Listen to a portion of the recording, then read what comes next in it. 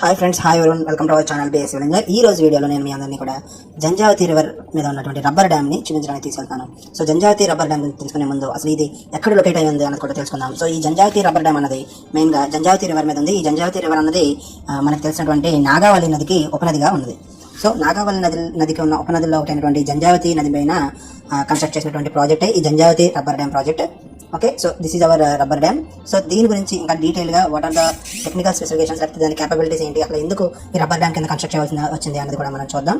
Janjhavathi river పైన reservoir project అనేది ఈనాటిది కాదు, చాలా ఏళ్ల క్రితం 1976లో ఈ ప్రాజెక్ట్ అనేది స్టార్ట్ అయింది. With initial cost of 15.51 crores estimation cost తో స్టార్ట్ అయింది ప్రాజెక్ట్ యాక్చువల్గా.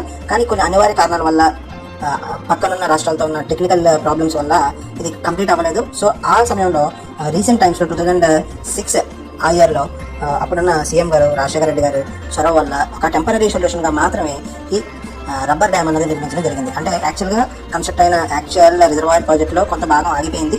సో దాన్ని పూర్తి చేసే భాగంగా, అంటే కొంత ఏరియా కన్నా వాటర్ ఇవ్వాలన్న ఒక మంచి ఒక టెంపరీ స్ట్రక్చర్ కింద ఈ రబ్బర్ డ్యామ్ని నిర్మించడం అనేది జరిగింది. ప్రధాన ప్రాజెక్ట్ యొక్క ముఖ్య ఉద్దేశం 24,640 ఎకర్ల ఆయకట్టుకి నీరు అందించడం. అయితే అది జరగలేదు కాబట్టి కనీసం 5,000 హెక్టార్ల భూమికి నీరు అందించాలన్న ముఖ్య ఉద్దేశంతో ఈ రబ్బర్ డ్యామ్ను నిర్మించారు. 60 మీటర్ల లెంత్, అలాగే 3.5 మీటర్ల హైట్తో 0.6 TMCల వాటర్ను హోల్డ్ చేసే విధంగా ఈ రబ్బర్ డ్యామ్ను నిర్మించడం జరిగింది. సింపుల్గా చెప్పాలంటే ఈ రబ్బర్ డ్యామ్ అనేది నదీ ప్రవాహానికి అడ్డుగా వేసినటువంటి ఒక సింపుల్ సైకిల్ ట్యూబ్ వంటిది. ఇది మీరు చూసినట్లయితే ఈ విధంగా లోపల ఖాళీగా ఒక ట్యూబ్ లాగా ఉంటుంది. లోపల భాగంలో క్లాంప్ చేయబడి ఉంటుంది. లోపల భాగంలో గల బాటమ్ కాంక్రీట్కి క్లాంప్ చేయబడి ఉంటుంది. ఈ విధంగా అదేవిధంగా పైపర్ను కూడా మనం పైనుంచి క్లాంప్ చేయడం జరుగుతుంది. ఇక్కడ చూసినట్లయితే మీకు క్లియర్గా కనిపిస్తుంది. ఫాస్టనర్స్ యూజ్ చేసి, అలాగే క్లాంపింగ్ ప్లేట్స్ యూజ్ చేసి మనం క్లాంపింగ్ చేయడం, రివిటింగ్ ద్వారా, బోల్డింగ్ ద్వారా క్లాంపింగ్ చేయడం అనేది జరుగుతుంది. సో ఎప్పుడైతే ఈ విధంగా క్లాంప్ చేసామో లోపలి భాగంలో మనం వాటర్ ద్వారా నింపినప్పుడు ఈ రబ్బర్ డ్యామ్ యొక్క వైశాల్యం పెరిగి మనకు ఒక డ్యామ్ లాగా యాక్ట్ చేయడం మొదలు పెడుతుంది. అదేవిధంగా అందులో ఉన్న వాటర్ని తీసేసినప్పుడు సాధారణ స్థితికి చేరుకొని నార్మల్గా డ్యామ్ లేనప్పుడు ఏ విధంగా ఉంటుందో ఆ విధంగా పనిచేయడం జరుగుతుంది. రబ్బర్ డ్యామ్ నిర్మాణంలో ఉపయోగించే రబ్బర్ మెంబ్రేన్ చూసినట్లయితే దీని మందం 10 మిల్లీమీటర్లుగా ఉంటుంది. అలాగే లోపల భాగంలో 3 పొరలుగా నైలాన్ మెష్తో సపోర్ట్ చేయబడి ఉంటుంది. అదేవిధంగా ఇది బుల్లెట్ ప్రూఫ్ కూడా.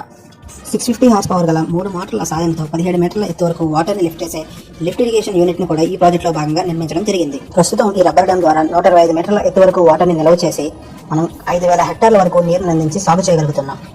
ఈ రబ్బర్ డ్యామ్ నిర్మాణానికి అయిన ఖర్చు కేవలం 10 కోట్ల రూపాయలు మాత్రమే. ఇది తాత్కాలిక ప్రాజెక్ట్ అయినప్పటికీ దీనివల్ల 1000 ఎకరాల భూమి సాగులోకి వచ్చిందనే చెప్పాలి. అదేవిధంగా 1000 కుటుంబాలకు జీవనాధారం దొరికిందనే చెప్పాలి. ఒక మంచి ఆలోచన, ఒక చిన్న చక్కటి సలహా ద్వారా చక్కటి పరిష్కారం దొరికిందనే చెప్పాలి. ఈ రబ్బర్ డ్యామ్ వర్కింగ్ చూసినట్లయితే ఎప్పుడైతే మనం ఈ రబ్బర్ మెంబ్రెయిన్ లోకి వాటర్ ని నింపడం స్టార్ట్ చేస్తామో ఈ విధంగా అది బల్జ్ అవుతుంది.